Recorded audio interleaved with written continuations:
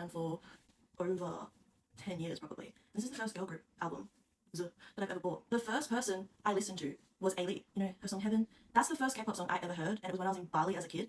And after that, I heard EXO, because my cousin who was on the trip with me, she was already into K-pop. She's older than me. She's also the one that got me into anime as a kid, so shout out to her because that's like, these things are like my favorite things ever now. But she showed me EXO after that, and then, you know, I found Girls' Generation and Big Bang and 21 and SHINee, and those were like the K-pop groups I listened to the most. But obviously I knew Psy because Gangnam Style blew up everywhere. Ailey was the first K-pop artist or Korean artist I ever heard, and then EXO. So it's still crazy to me that after all this time, and I've been a fan of so many girl groups, I've never bought a girl group album. When I first got into K-pop, like I said, I was quite young, and I didn't buy albums, and I also wasn't as heavily into it, because again, I was young, my access to social media wasn't a lot, and social media was very different back then, and then I kind of forgot about it, but still listened to the songs I knew every now and then on like the whole YouTube to MP3 converter.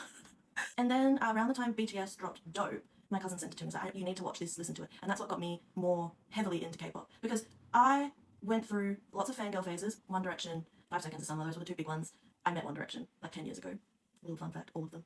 So I've been in fandoms, and obviously anime. I was never super heavily involved in anime fandoms, but I kept up on social media to see what was going on, because obviously in Australia, especially at that time, you didn't really see updates about anime unless you looked for it. But yeah, once I watched Dope, I got really into BTS, and then got 7, 17, Astro, Twice. I'm pretty sure Red Velvet at that time. I loved AOA. AOA were like, and I still remember going into a store that sold electronics and seeing an AOA performance on the TVs, and I was like, what? I was obsessed with Twice. I was obsessed with Red Velvet, obviously AOA, and I just listened to like everything I could. Like my favorite groups were still at that time BTS and got 7 and EXO at that time, and I loved Monster X. I still love Monster X, and I bought like just whenever I was in the city, because there was like one place in Perth City that sold K-pop albums. If I had the money and there was one there that I could afford, I would just buy what I can. I still remember I'd always go in and I'd pick up like a Twice album or pick up a Red Velvet album and be like, I should buy it. Every time I'd go, it would be when I was broke, or like their albums were more expensive, so I'd buy a cheaper one rather than going, oh, I'll just save my money.